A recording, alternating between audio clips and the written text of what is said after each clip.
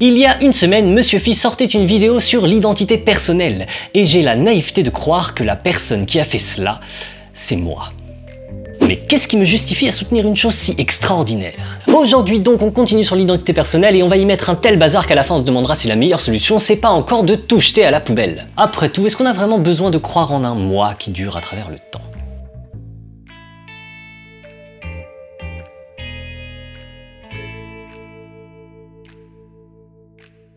Appelons A la personne qui a enregistré la vidéo il y a une semaine. Croire en mon identité personnelle, c'est donc soutenir que je suis la même personne que A. Jusque-là, c'est facile. Supposons que A, juste après avoir enregistré la vidéo, s'est téléporté sur Mars grâce au système de téléportation dont le fonctionnement a été expliqué la dernière fois. Car oui, je tourne cet épisode sur Mars, mais j'ai le même décor. Ces expériences de pensée sur la téléportation sont utiles pour montrer que la continuité du corps n'est pas nécessaire à l'identité personnelle. En effet, il n'y a pas de continuité corporelle entre A et moi, et pourtant je considère que je suis la même personne que A, tout simplement parce que j'ai sa mémoire. Je reconnais toutes ces actions comme étant mes propres actions. La conscience que j'ai d'actes passés fait de moi la même personne qui a accompli ces actes. On a vu que cette thèse a été défendue par le philosophe anglais John Locke, et il est vrai que ce genre d'expérience de pensée semble bien montrer que ce critère de la mémoire et de la conscience est suffisant pour déterminer l'identité personnelle, au détriment du critère de la continuité du corps. Mais on va voir que les choses sont beaucoup plus compliquées que ça, et avant tout, il faut que je vous révèle un terrible secret à propos de la téléportation. J'ai souvent pris le téléporteur, et à chaque fois, voici ce dont je me souviens. Je rentre dans la capsule de départ du téléporteur, je vois un grand flash, et immédiatement après le flash, je suis dans la capsule d'arrivée du téléporteur, par exemple sur Mars. Le flash correspond donc au moment où mon corps est analysé, puisque c'est à partir de ce moment-là que mon corps est reconstitué sur Mars. Quant à ce qui se passe sur Terre, je me souviens évidemment de rien après le flash. Or, voici ce qui se passe dans la capsule de départ du téléporteur. Ah, ça a pas dû marcher là, parce que j'ai vu le flash et je suis toujours sur Terre, donc vous avez dû bugger. Non, tout va bien, hein, votre copie est bien arrivée sur Mars, aucun problème. Comment ça, ma copie? Moi, j'ai pas demandé de copie, hein, c'est moi, je veux aller sur Mars, moi. Bah, si vous voulez aller sur Mars, faut prendre un vaisseau. Écoutez, j'ai pris le téléporteur des dizaines de fois, je sais comment ça se passe, normalement je devrais être sur Mars là, c'est vous, c'est votre téléporteur qui marche pas. C'est la première fois que ça m'arrive. Ah, mais c'est toujours comme ça que ça se passe, hein, je vous assure. En gros, ce qu'on fait nous, c'est qu'on vous enregistre à un moment donné, hein, c'est un peu comme une photo, puis on envoie toutes les infos sur Mars, et puis là-bas, ils vont créer une copie de vous à partir de ces infos. Et puis c'est tout. Hein, ça n'a jamais été autre chose. Ah d'accord. Après, comme il y a des régulations sur la création de copies, hein, parce qu'on veut pas que les gens se multiplient, tout ça, ce qu'il y a, c'est que nous, on nous demande de détruire l'original une fois que la copie est envoyée. L'original... Ouais, c'est ça, et... Donc c'est pour ça que je suis là. Ah oui, c'est pas du tout comme dans Star Trek, en fait. Parce que je pensais qu'on disparaissait dans le flash, quelque chose comme ça. Ouais, on pourrait le faire, mais ça changerait pas grand-chose, honnêtement. C'est comme si je vous mettais une balle dans la nuque juste après le flash et sans rien vous expliquer. Je trouve ça pas très sympa. Parce que vous voyez, moi, dans ce métier, j'aime bien le contact humain, moi. Oui, bon. Et vraiment, il n'y a pas moyen que je... Bon, allez, c'est pas tout parce que j'ai du boulot. Alors, comme vous êtes philosophe, je me suis dit qu'on allait le faire à la ciguë.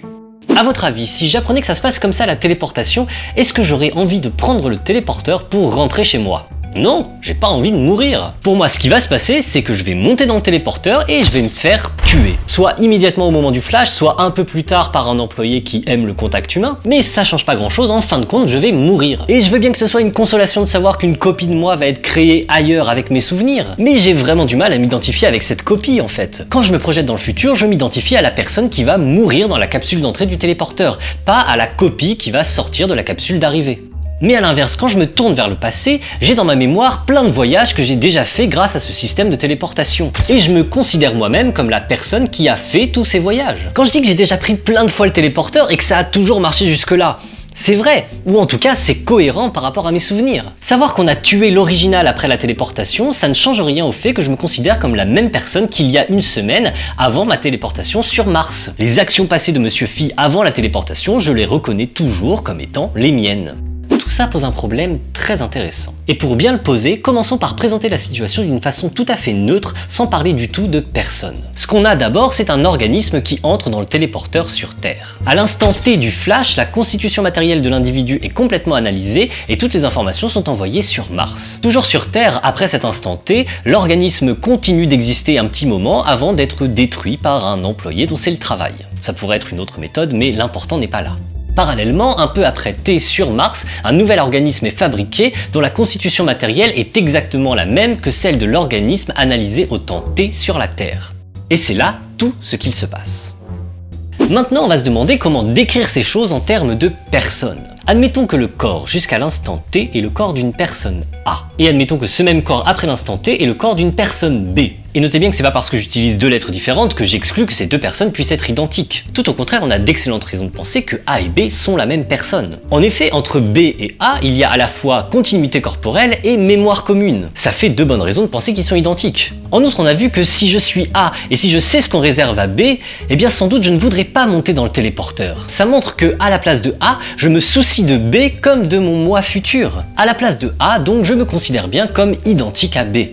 Enfin, appelons C la personne dont le corps est l'organisme qui sort du téléporteur sur Mars. De toute évidence, C et B ne sont pas la même personne. En effet, il n'y a entre eux ni continuité corporelle, ni communauté de mémoire. C n'a pas conscience de ce qui arrive à B, ni réciproquement. Par contre, C est-il la même personne que A? Il faut noter que C partage tous les souvenirs de A, il reconnaît toutes ses actions comme étant les siennes. Et d'après Locke, et nous étions d'accord avec lui jusque-là, cela suffit pour justifier que C est la même personne que A en dépit de l'absence de continuité corporelle. Et là apparaît une première chose très troublante sur l'identité personnelle. Normalement, on s'attend à ce que l'identité soit une relation euclidienne, c'est-à-dire que si deux choses sont identiques à une même troisième, alors ces deux choses sont identiques entre elles.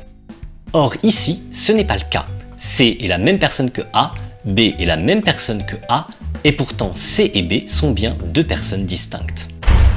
Voilà qui est déjà embêtant, mais le pire est à venir. Posons-nous une dernière question. A est-il identique à C? Autrement dit, la personne qui rentre dans le téléporteur, à supposer qu'elle sache tout ce qui va s'y passer, peut-elle se reconnaître, peut-elle s'identifier à la personne qui va sortir du téléporteur à l'autre bout? Eh bien, on a déjà vu que non. Si je suis A, lorsque je monte dans le téléporteur, je m'identifie à la personne qui va être tuée dedans, c'est-à-dire à B. De mon point de vue, à cet instant, la personne C, c'est juste une copie qu'on va faire de moi, mais ce n'est pas moi. Et certes, je peux savoir à l'avance que C va s'identifier rétrospectivement à moi puisqu'il aura tous mes souvenirs. Il n'empêche qu'à l'instant présent, moi, A, je ne m'identifie pas à C. Je ne me considère pas comme la même personne que C. Et ce point-là est le plus troublant sur l'identité personnelle. Normalement, une relation d'identité ou même une relation de ressemblance, c'est une relation au moins symétrique. C'est-à-dire que si X est identique à Y, eh bien, de façon évidente, Y est identique à X. Et là, pour l'identité personnelle, c'est pas le cas. C est la même personne que A, mais A n'est pas la même personne que C. La notion d'identité personnelle, pour cette raison, est extrêmement étrange. Pourquoi se comporte-t-elle ainsi, la vilaine? On l'a dit, l'identité personnelle sert avant tout à penser l'identité à travers le temps. Le moi est censé durer dans le temps. Or, la façon dont on comprend l'identité personnelle est très différente selon que l'on regarde vers le passé ou vers le futur. En gros, lorsqu'on regarde vers le passé, il semble acceptable de prendre le critère de Locke, la mémoire. Rétrospectivement, je suis la personne qui a fait toutes les actions dont je me souviens.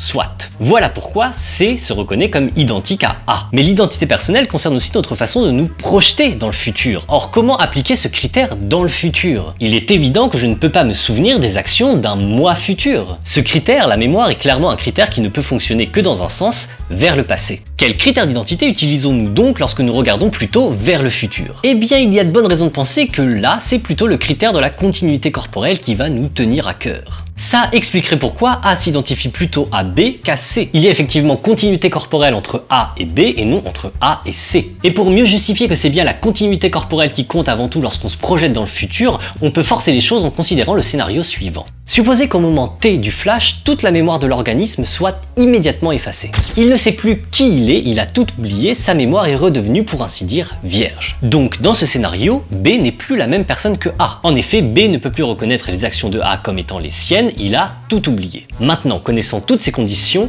si j'étais A, est-ce que j'accepterais de monter dans le téléporteur?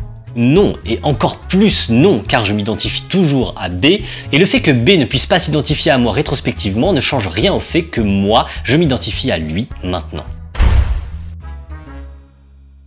Tout cela nous montre que l'identité personnelle semble reposer sur différents critères selon qu'on l'applique rétrospectivement au passé ou anticipativement au futur. Et c'est ça qui fait que la relation d'identité personnelle peut ne pas être symétrique.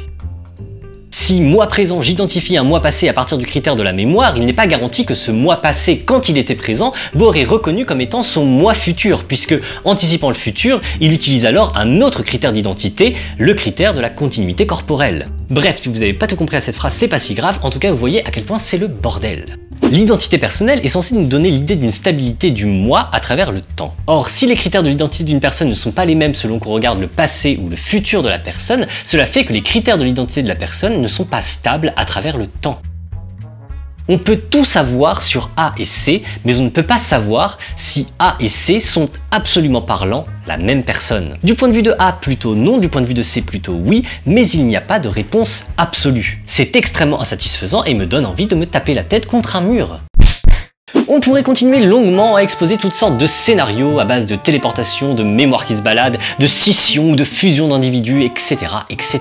Dr. Jekyll et Mr. Hyde sont-ils deux personnes dans un même corps? Et si on mélange mes souvenirs à ceux de Spock et qu'on met tout ça dans la tête du monstre vert, Et l'idée à laquelle on finit par se rendre, c'est qu'il n'y a vraiment aucun moyen satisfaisant de définir l'identité personnelle. Ce moi qu'on suppose durer à travers le temps ne peut pas être autre chose qu'une construction plus ou moins bancale et arbitraire et qui ne correspond pas à un aspect fondamental de la réalité. L'idée d'un moi qui a existé par le passé et continuera d'exister dans le futur ne serait qu'une impression, oserais-je dire une illusion, créée par le jeu de la mémoire et de l'anticipation. Somme toute, ne serait-il pas plus raisonnable de renoncer tout à fait à cette chimère? Au vertige de penser qu'il n'y a tout simplement pas de moi.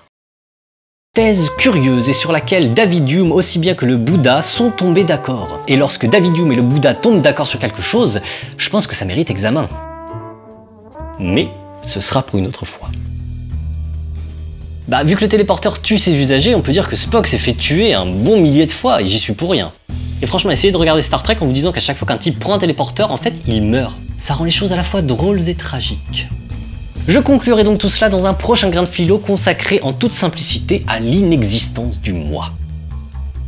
Quelques mots rapides sur des sources. Concernant la réflexion sur les moi futurs, je me suis inspiré d'un article classique de Bernard Williams qui présente toute une gamme d'expériences de pensée bien comme je les aime. Par ailleurs, la référence au téléporteur quand on parle d'identité personnelle, c'est devenu classique et presque incontournable grâce au philosophe Derek Parfit, qui a développé cet exemple et beaucoup d'autres dans son livre de 1984, Reasons and Persons. J'en reparlerai certainement avec plus de détails dans la vidéo sur l'inexistence du moi, mais je tenais déjà à le signaler, d'autant plus qu'une bien triste nouvelle nous est arrivée récemment.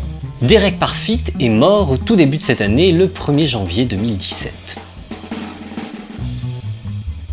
J'espère que la vidéo vous a plu, que vous la commenterez, la partagerez, etc. Si vous êtes en proie à un vertige métaphysique en constatant la vacuité de votre identité, c'est très bien, sinon c'est pas grave. En tout cas, mes moi futurs et vos moi futurs se retrouveront très bientôt pour de nouvelles aventures.